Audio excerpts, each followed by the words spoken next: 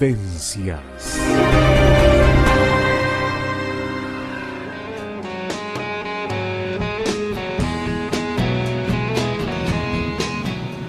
Y ya estamos aquí con Jorge Bafico, psicoanalista, escritor, conferencista y comunicador, con quien vamos a estar dialogando acerca de su trayectoria, de su obra, de sus vivencias y uno de sus libros, que es Cosas que pasan, que va a dar lugar a un nuevo libro que está por salir, que se llama La vida sigue, que es de Random House. Cosas que pasan es un libro en el que Jorge deja ver sus facetas como terapeuta, se instala entre la literatura y el psicoanálisis, y los protagonistas son él y sus pacientes, esos montevideanos que transitamos estas calles, y tiene un estilo fresco, narrativo, es atrapante. Y te permite sumergir como lector a través del amor, de la soledad, del dolor y también de la demencia. Un libro que nos acerca a todos los sentimientos, desde los más gratos a los más crueles, transitando también por el desánimo, la confusión y también la locura. Me encantó este libro. Muy bienvenido, bueno, Jorge. Muchas gracias. Un honor tenerte acá. Para mí es un gusto verdaderamente.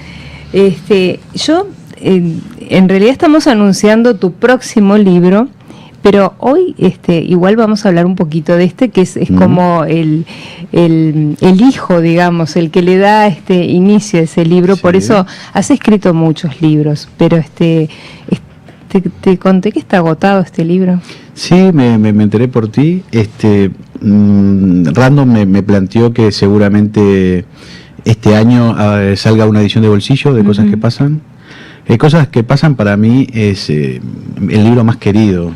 Yo no sé si uno puede tener libros más queridos, pero es adorable, o sea, para el lector es muy muy grato. Yo creo que es el libro más personal, es un libro donde digamos, yo me pongo como protagonista, claro, también. No hablas en primera persona. Sí. Es un libro que tiene que ver también con la muerte de quien fue mi maestro, el psiquiatra Dagoberto Pupo, que fue quien me ayudó mucho cuando yo recién me había recibido.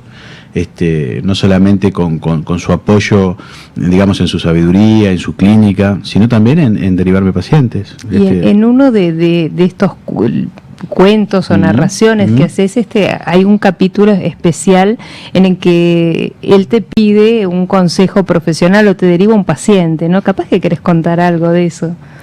Dagoberto, yo creo que él fue la persona que más me maravilló clínicamente de todos los que he conocido hasta ahora, que he conocido muchos clínicos, pero Dagoberto tenía una intuición, un ojo clínico que para mí fue increíble, y él me tomó como hijo. Yo creo que claro. Yo fui una especie de hijo para él, donde él me iba como enseñando. Había un nexo ahí paternal muy importante. Sí, él era bastante más grande que yo, pero además había una cosa fraterna, pero también paterna, de las dos, ¿no? Sí. Él me decía hermanito, pero en realidad muchas veces yo creo que me quería como un hijo en una cantidad de cosas, ¿no? Por lo menos en este terreno.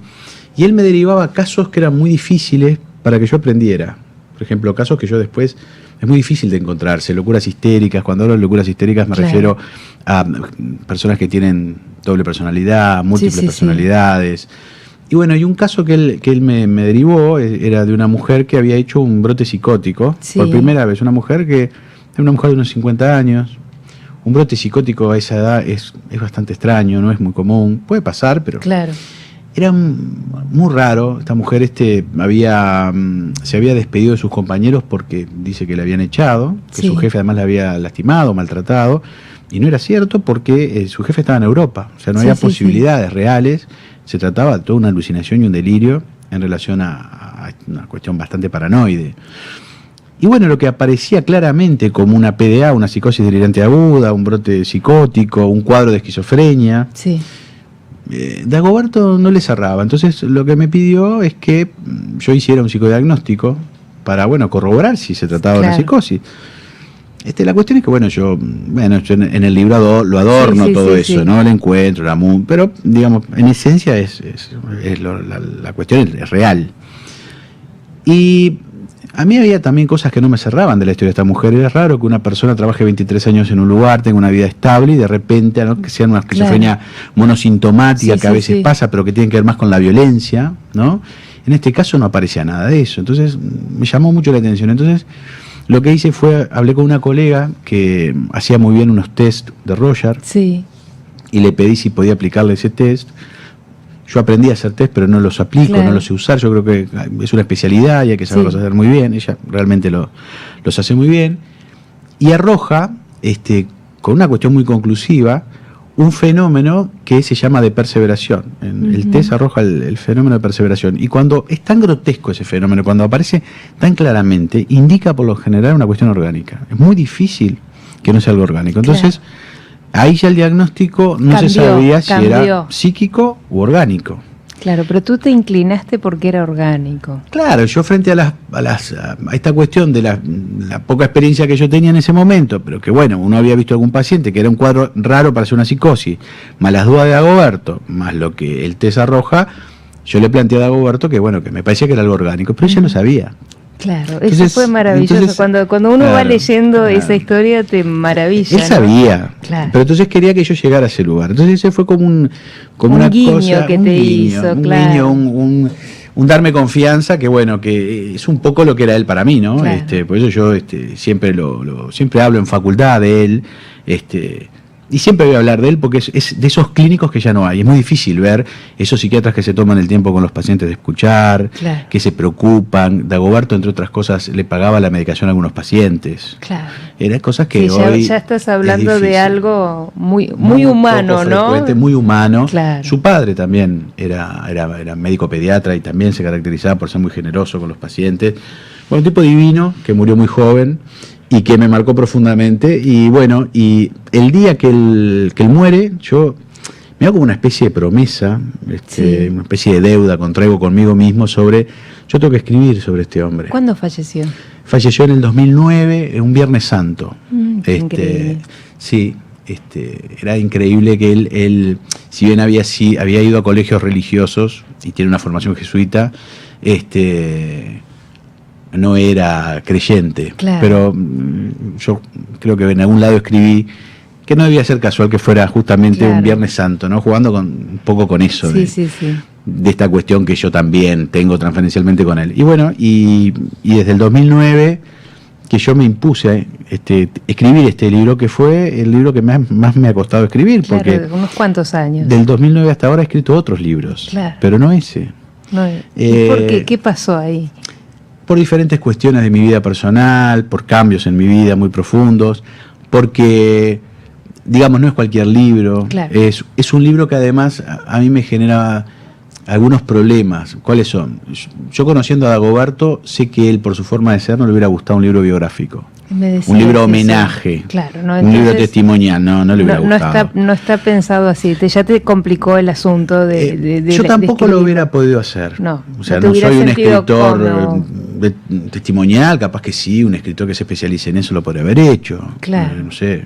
Pero no es lo que a él le hubiera gustado, eso ya es importante, ¿no? Entonces es como rescatar a un hombre que me parece que es interesante que pueda no ser inmortal, porque un libro no queda en la inmortalidad, pero por lo menos quedar plasmado por un buen tiempo, para el que lo lea, dejar algo de él, ¿no? Entonces, todo eso me llevó mucho tiempo, armar, pensar cómo, y cómo tocar lo personal, pero no tocarlo mucho, porque Dagoberto tenía cosas de su biografía, de su historia, realmente muy intensas, que se podría haber escrito mucho. Que yo las conozco, pero que tampoco era la idea. Tampoco era la idea de, bueno, quizás por esto pasó tal cosa. No. Entonces, ¿cómo recortar algo de su singularidad en un libro, en un texto?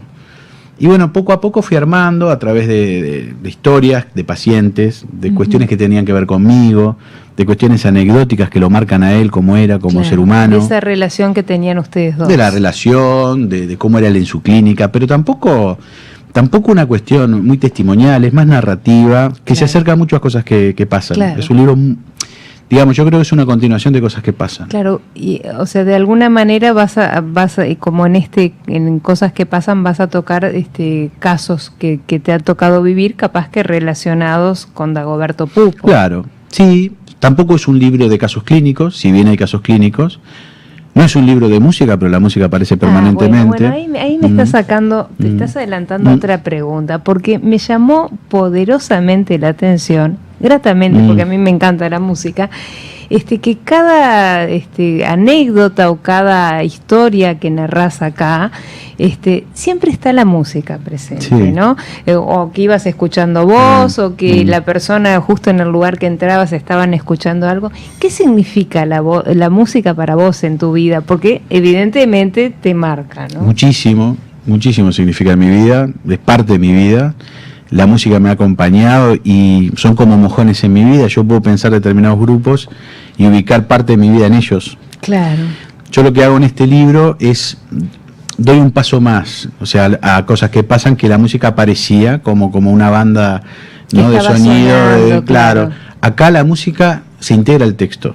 Se integra el texto. Mira que acá de alguna manera se integra. Sí. O sea, no te das cuenta, sí. Pero el que lee ya es como que siente la música esa que vos vas diciendo.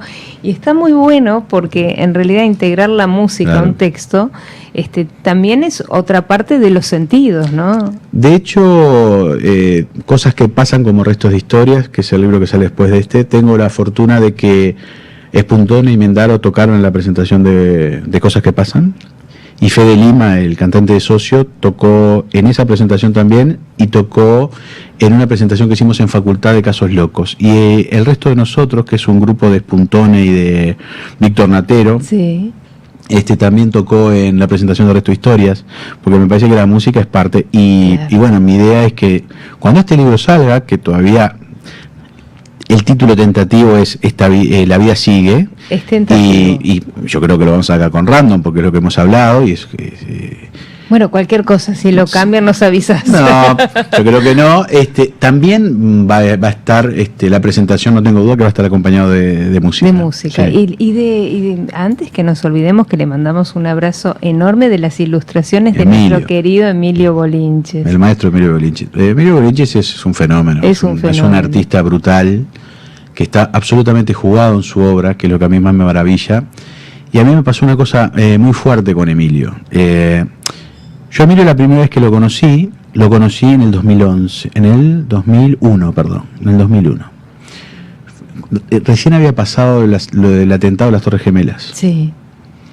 Y bueno, a mí me había gustado mucho su obra, me había gustado mucho una serie que él había hecho en homenaje a Torres García. Sí. Y fui hasta ahí a ver si podía ver algún cuadro, si podía comprar, que para mí en ese momento realmente era muy difícil comprar un cuadro de Emilio. Y fui al taller y justo salió el tema del atentado y él me dijo una cosa que yo nunca escuché en ningún lado. O sea, dice, ¿vos te das cuenta de la creatividad de los tipos que hicieron eso? O sea, no es que lo estaba defendiendo, no. Pero él lo veía, claro, desde otro punto que tiene que ver con el artista. O sea, le va mucho más allá del horror, de lo que pasó sino ese acto creativo de un avión, la imagen de un avión introduciéndose en un edificio. Claro. Y eso a mí, yo dije, la imagen. Qué cabeza este hombre, ¿no? Claro. ¿Cómo, no? Bueno, después, sí, lo que pasa es que de pronto depende de cómo lo mires, está bien, es tal cual. Y después, durante muchísimos años no lo vi, o sea, yo tuve un encuentro simplemente, y después nos encontramos casualmente a través de su obra y de la mía, y yo termino yendo al taller de él. Y él tiene un gesto que para mí fue increíble y me parece que está bueno poder contarlo, ¿no? Para que vean a veces el desprendimiento que tiene un artista, ¿no? Sí. Hablábamos un rato, pero no éramos amigos, ¿no? Y él se había identificado algunas cosas que yo escribía y él me muestra su obra en ese momento y me dice, ¿cuál cuadro te gusta de estos? A mí me gustaban todos en realidad, pero había uno que me gustó particularmente. Le dije, este está, te lo regalo. Y eso fue... Es bien de Emilio. Es una cosa...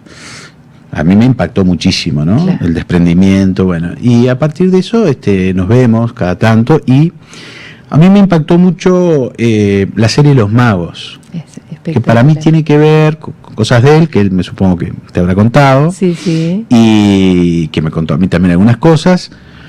Y la tapa del libro, que yo ya la tengo pensada, era un cuadro de Nelson Romero, que tenía que ver con una historia particular de Dagoberto, y ese cuadro que aparece en el libro que es como muy fuerte, es un cuadro que él me habla, yo le consigo, no el original porque era imposible de conseguir por muchas cosas, pero sí le consigo una copia. Ese cuadro era un hombre que cargaba una ciudad, una cosa como muy agobiante. Nelson muy Romero, muy significativo, claro. 6 meses antes de morir. Y yo no entendía porque es la primera vez que me pedía algo de Dagoberto, que me hablaba de algo así. Quedó muy contento cuando yo se lo regalé, pero resulta que yo después entendí que ese cuadro era el mismo y era el sufrimiento que él estaba teniendo en ese momento. O sea, estaba cargando con un gran peso 6 meses antes de morir. Claro. Yo nunca supe si él supo o no que iba a morir, claro. Pero sí había algo ahí que se estaba jugando. Claro. Y siempre, hasta hace poco tiempo, hasta que me encontré con Emilio y su obra de los magos, ese iba a ser la tapa, que de hecho es parte del libro ese cuadro. Claro. Pero cuando veo un mago sentado, solo, me impactó tanto, y me impactó mucho más cuando lo compro y lo voy a buscar. Emilio le pone un nombre a ese cuadro, que se llama Esto sigue. Bueno. Y el libro mío se llama La vida sigue. La vida sigue. Y fue realmente impactante. Una conexión total. Fue brutal. Y desde ahí yo le planteo a Emilio, primero le digo si me permite ponerlo como tapa del libro, porque tiene que ver también conmigo. O sea, con un viraje que yo hago que aparece en el libro. Es un libro como muy personal, donde yo paso de una etapa a otra en mi vida, pasan muchos años, que no solamente tienen que ver con la muerte de Dagoberto. Claro, tiene que ver con un crecimiento y evolución personal tuyo. Con un cambio profundo. Y en el cuadro también, entonces ya no era ese cuadro, el de Romero, sino que era el de Emilio. Y bueno, y a partir de eso yo le planteo a Emilio la posibilidad de si pueden aparecer unas ilustraciones de él, de los magos, los maguitos, porque para mí, después cuando se lea el libro le van a encontrar una conexión, los magos tienen mucho que ver en esto que escribo. Claro. Y bueno, él se enganchó, por suerte le gustó la idea. Y estamos trabajando un poco en eso. Supongo que como psicoanalista hay mucho de magia ahí, ¿no? Sí. Y la vida tiene esas cosas, esas conexiones mágicas. Claro. Eso es lo fantástico. Lo que aparece en el libro, que creo que es como... Por eso me demoró tanto tiempo escribirlo. Las conexiones de la vida, cómo uno se encuentra con el otro...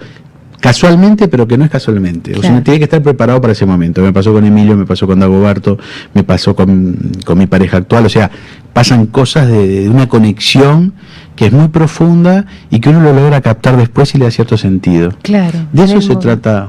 De eso se trata este libro, pero también se trata la vida, que es misteriosa. Hay que estar atento y viendo a ver cómo se van desarrollando las cosas. Y en este libro, Cosas que pasan, vos de alguna manera tocas los comienzos de tu carrera como terapeuta, con tus dudas, con tus aciertos. ¿Cómo sentís que ha sido este camino a lo largo de los años, que ya has transitado mucho, ¿no? Si tuvieras la posibilidad de pararte ahora y mirar cómo lo has recorrido. Yo soy un tipo, más allá de las tragedias personales que uno pueda tener, afortunado. Uh-huh. Una de esas cosas fue haber encontrado a Dagoberto Pupo por todo lo que me enseñó, por todo lo que me ayudó. Claro. Yo recién arrancaba y él me ayudó mucho. Él me derivó muchos pacientes para hacer diagnósticos en el tiempo que yo empezaba, pero me enseñó mucho de la clínica. La clínica, el trabajar con los pacientes nos puede volver sujetos bastante engreídos, bastante narcisistas, bastante insoportables, y justamente él en los primeros años me formó para que no lo fuera. No pasara, claro. ¿No? La importancia de la singularidad, escuchar al paciente, tener en cuenta el entorno. Eso lo hablas, de tener en cuenta el entorno. Hay uno de los casos que es sorprendente, que si te parece hacemos una pausa y después me contás, porque me sorprendió algo que decís con uno de esos casos, con una mujer una chica que empezás a estudiar, a trabajar en terapia, y ves que tiene una profunda relación con lo que le pasa con su mamá, ¿no? Y te pasará con muchos pacientes eso también. Hacemos una breve pausa y continuamos aquí en Vivencias, dialogando con Jorge Bafico.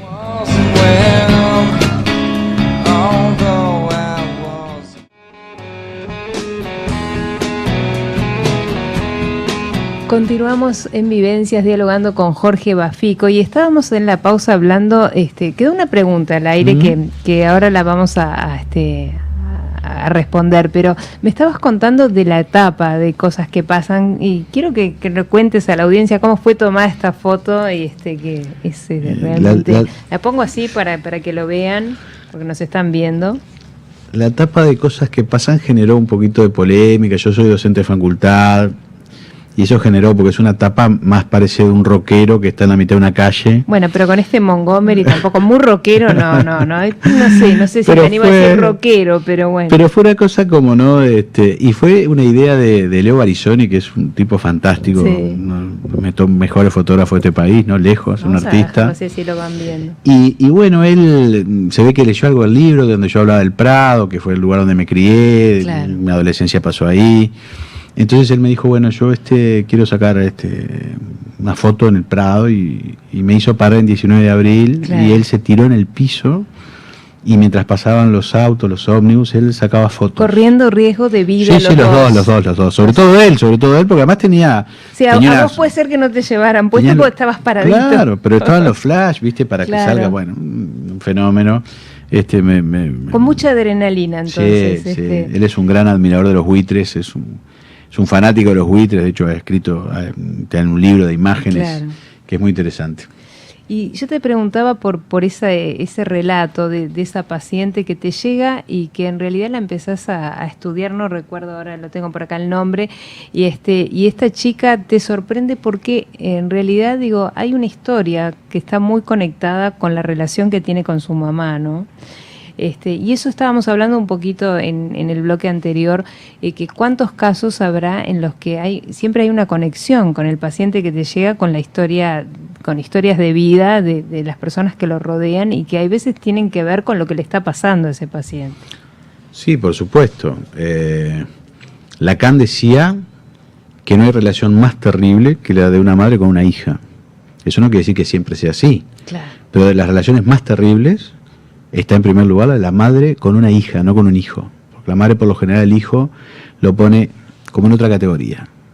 O sea, puede ser estragante la relación de una madre con una hija, que es lo que aparece ahí en el libro, que se trata de una psicosis, sí. con una madre absorbente, una madre, para que tengan una idea, parecida a la madre del Cisne Negro, la película del Cisne Negro, una claro. cosa entre amorosa y odiosa al mismo tiempo. Tiene esa cosa contradictoria, media extravagante. Aparte la mamá tenía un aspecto muy particular también, ¿no? Sí, era yo hablo del muy pelo. Característica. Sí, cuando se trabaja con pacientes psicóticos, hay que estar muy atento al trabajo con la familia. Si bien uno trabaja con terapia de grupo, yo por lo menos no lo hago, pero sí a tener algunas entrevistas con la familia, con la madre, claro. Como para poder empezar a hacer algún cambio, ¿no? En esa estructura, ¿no? Esa cosa simbiótica que tienen. Hay un relato de este libro que realmente me tocó el alma, que fue Felicidad Clandestina, que sucede algo que es impactante, clara, o sea, todos los casos en realidad son ficción, o sea, no son son reales. Son reales, pero les cambiaste seguro, sí. Los nombres. Todos los casos tienen la autorización de los pacientes. Ahí está, perfecto. Sí, pero está bueno que lo digamos. Y Clara es una mujer que llega a pedirte ayuda al consultorio, y te dice, termina ese diálogo, te pone las manos en la cara y te dice, ¿me vas a poder ayudar? ¿Qué sentiste cuando te dijo eso? Porque a mí realmente me conmovió, te digo. Sí. Y bueno, yo en ese momento Clara tenía una historia siendo muy grande la consulta, una mujer grande. Era grande, sí. 80 años. Casi 80 años. Y viene de muy lejos. Y a mí, yo siempre pienso, ¿no? A veces cuando viene un paciente tan lejos, ¿no? El sacrificio que hace. Claro. De repente vienen del Chuy, de Florida, digo, todo ese trayecto para de repente estar un rato, porque de esto se trata, un tratamiento. Y yo tengo mis dudas en atenderla, por eso mismo, pero cuando ella se acerca y tiene ese acercamiento que no es común, no es que un paciente y un analista... es como conmovedor, pero al mismo tiempo me dice que ella es en mí en quien confía. Claro. A mí me pasó una cosa con Dagoberto Pupo que me parece que es muy interesante y eso no está en el libro, quizás lo pueda escribir ahora que hablo contigo. A mí me pasó una cosa me pasaron muchas cosas increíbles cuando murió Dagoberto, ¿no? Una de ellas fue que teníamos muchos pacientes en común y yo muchos pacientes graves en común. Entonces yo lo que tuve que hacer en muchos de ellos fue avisarles que Dagoberto había muerto. ¿Por qué? Porque cuando ellos iban a ver qué fue lo que pasó en algunos casos, llamaban por teléfono para ir a con Dagoberto en la mutualista y decían, el doctor Pupo se murió. Claro. Y muchos pacientes terminaron descompensados por eso. Sí, sí, sí. Entonces yo les avisé a varios. Y hay 3 casos que recuerdo perfectamente, de los casos más difíciles, de los sujetos más comprometidos en su patología, o sea, en los más graves, los casos más graves. Cuando yo llamo, una me dice, ¿qué le pasó a Dagoberto? ¿Cómo sabía ella? Si no sabía nadie, ni siquiera del entorno que él estaba enfermo. Lo había percibido. Sí, lo percibió. Otra me preguntó, no me digas que Dagoberto se murió. Así, las 3, que yo quedé tan impactado, ¿no? Porque yo decía, ¿qué es lo que ellas vieron que nosotros no pudimos ver? ¿Qué captaron estas mujeres? Y bueno, los pacientes psicóticos tienen una sensibilidad, muchos de ellos, que es difícil de explicar, ¿no? Yo cuando me separé, y realmente estaba bastante triste cuando uno se separa, me acuerdo que una paciente psicótica se acercó y me dijo, Jorge, tenés que descansar, tenés que estar bien porque nosotros te necesitamos. Son esas cosas que dicen una alerta roja, ¿no? Sí, captan cosas que es difícil que los demás capten, ¿no? Entonces, bueno, ahí hay algo de eso en el caso también, ¿no? Y ese en Amores de Dora y Carlomagno, ese clic que haces, un antes y un después, ¿no? Que cambia tu vida. ¿Qué pasa ahí? Ahí cuento una historia que en realidad a mí me sufrí un poco en esa historia, ¿no? Si bien no es una historia de amor, es una historia que tiene que ver con una persona que yo admiraba mucho intelectualmente. Una cosa era cuando él daba clase y otra cosa era en su vida personal, en el intercambio institucional. Claro. Y ahí todo lo que justamente él decía que no había que hacer era lo que después hacía en la vida personal. Entonces, él hablaba del buen camino, lo que le dice el gran error técnico de Freud en el caso de Dora es querer poner a Dora en el buen camino que el padre quería. Y justamente esta persona en su momento me dice, Jorge, estás en el buen camino. Claro. Entonces, no es que me sintiera Dora, ni mucho menos, pero vi que ahí justamente, digamos, a veces uno en sus acciones es tan inconsciente en lo que hace, y él estaba haciendo lo mismo, queriendo ser de padre, pero de un padre que yo no quería elegir. A diferencia de Dagoberto, no era un padre que yo quería elegir. Y yo a partir de ahí me abrí un poco de la institución donde estaba. Claro, fue un antes y un después. Sí. Hay algo que también en el libro tomás contacto, que son con los prisioneros, con la cárcel, con los asesinatos.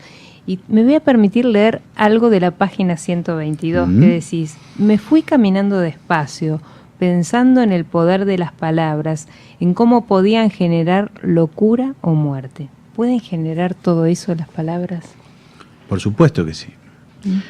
Una vez un grado 5 de facultad decía, las palabras no hacen nada. A mí me parecía el error más grande que puede decir un docente a un alumno de facultad. Claro. Las palabras pueden hacer muchas cosas. Por ejemplo, una madre en determinado momento le puede decir algo a un hijo que lo puede marcar para toda la vida. Uno puede decir una frase terrible al otro, capaz que sea hasta sin darse cuenta, y marcarlo de por vida en una relación de pareja, por ejemplo. Claro. Y uno que trabaja con la palabra tiene que tener mucho cuidado lo que dice. Es lo que yo siempre le planteo a los estudiantes. Uno tiene una responsabilidad también en lo que dice. Uno no puede decir cualquier cosa, porque las palabras dicen cosas. Hace pocas semanas atrás fui a un congreso en Barcelona. Sí.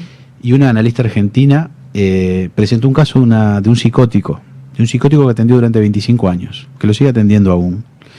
Un psicótico un esquizofrénico que empezó a ver en un hospital público y después termina como paciente de ella y lo acompaña durante 25 años. Este sujeto comía excrementos, sus propios excrementos, durante un tiempo. Ese era su síntoma. Qué duro, ¿eh? Y él en un momento cuenta una historia donde la madre le dice, de esa mierda, se refería a un problema que él tenía en la adolescencia, te tenés que hacer cargo vos. Y eso él lo lee literalmente y termina haciendo esto. Al poco tiempo empieza con este síntoma de comer sus propios excrementos.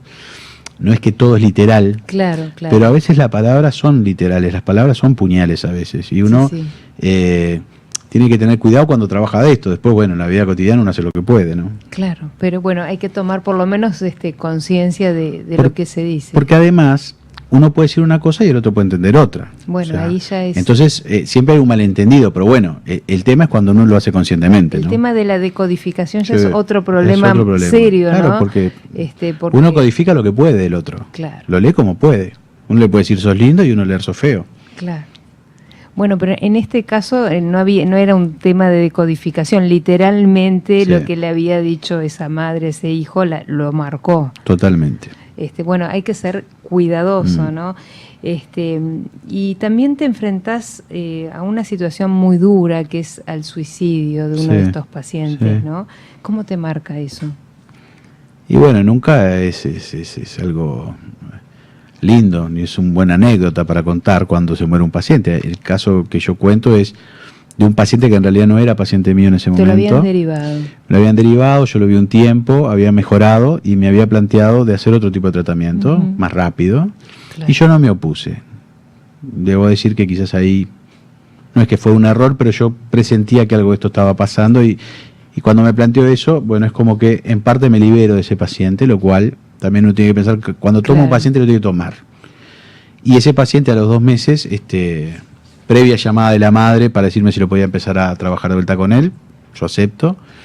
Yo quedé que iba a verlo, era un miércoles, yo quedé que lo iba a ver el sábado, que estaba en un sanatorio psiquiátrico, y él se suicida. Y eso generó todo un tema de una demanda al psiquiatra que lo atendía. Claro. Cuando él estaba internado con micronarcosis, que son electroshock, y con medicación, pero no sé, la familia planteaba poco menos que estuviera atado a la cama, lo cual es una cosa que ya no se hace eso. Y bueno, conmigo en realidad no fue un problema, pero sí me dijeron si usted hubiera ido, capaz que podría haber hecho algo. Bueno, nunca se sabe, podría haber ido y también si hubiera sido al revés, capaz que si uno hubiera ido. En realidad digo, te lo pregunté porque era parte de estas historias, de estas anécdotas historias de tu clínica, de tus pacientes, ¿no? Yo creo que este libro es un libro, como decís vos, muy grato. Bueno, esperemos que salga la próxima edición para que la gente la pueda conseguir y leer. Estaremos esperando cosas que pasan, cosas no, la vida sigue, ansiosos, ¿no? A ver cuándo. Yo creo que este año va a salir. Sí, yo me imagino que eso saldrá por octubre. Eso, por supuesto, lo va a determinar la editorial. Que le mando un saludo a la gente de Random. Sí, nosotros que siempre han sido muy generosos conmigo. Sí, nosotros también. Y tengo la promesa de Julián Uriría, que es el editor general, que aparte de este libro va a salir una edición de bolsillo de Cosas que Pasan. O sea que van a salir los dos juntos. Perfecto. Que para mí está bárbaro eso. Bueno, acá nos llega un mensaje, dice, ¿cuándo se publica el libro el de Bafico? Dice, felicitaciones por el programa, Marcela. Voy a mirar porque acá estamos saliendo al aire, yo no me conecto y capaz que te llegó algún mensaje y no lo estoy leyendo. En realidad me pasa que voy dejando las cosas a medio... Es difícil, tanta tecnología, a mí me supera.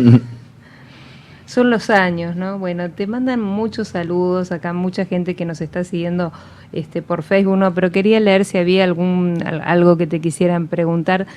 Mandan saludos, la gente te sigue, te admira, te respeta y bueno, te has ganado todo este lugar en el mundo literario también, no solo del psicoanálisis, sino también de muchos seguidores como lectores, ¿no? Que te seguimos también. Bueno, muchas gracias. No solo a través de tus columnas, que también tenés una columna en radio.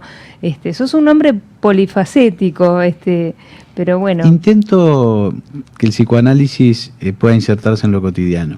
Claro. Yo creo que es un desafío que, bueno, yo trato de hacerlo, no sé si lo hago bien o lo hago mal, pero lo hago, de poder dar una mirada desde el psicoanálisis sobre lo cotidiano que, digamos, nos interroga tanto en estos tiempos, ¿no? Es un mundo que está cambiando muy vertiginosamente y que no tenemos respuesta los seres humanos a los cambios tan rápidos.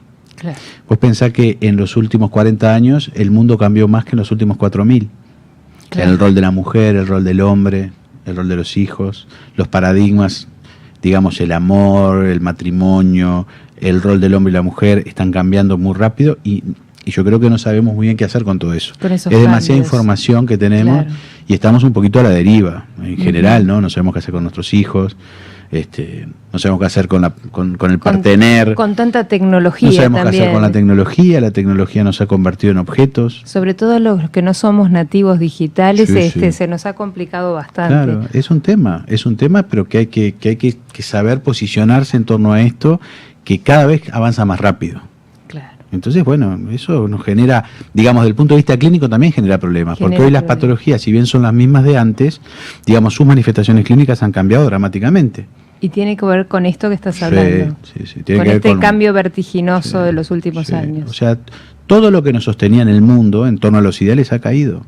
Claro. Hoy no nos sostiene nada de lo que sostenía la gente hace 50 años atrás. Es que si la casa miras, para toda la vida, el matrimonio, todo eso no existe. Nada es para toda la vida, ni los partidos políticos. Los jóvenes están muy descreídos en la política, ¿sí? La juventud sobre todo, digo. No hay ideologías. Claro. O sea, antes había ideologías, eran ideales de donde uno se identificaba. Hoy esos no son tan móviles, cambian tan rápido, que el sujeto está como disperso en una multiplicidad de ideales. Entonces, también generan este desapasionamiento que uno ve en general en la gente, en el amor. Esos días grises, como le llamo yo, ¿no? Sí.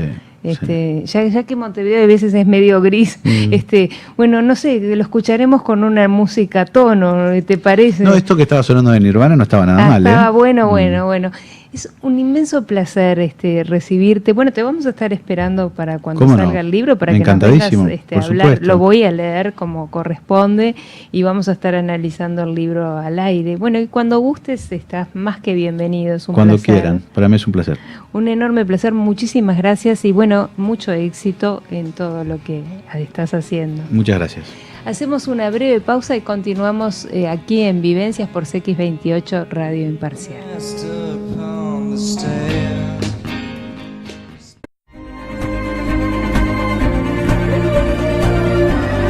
Vivencias.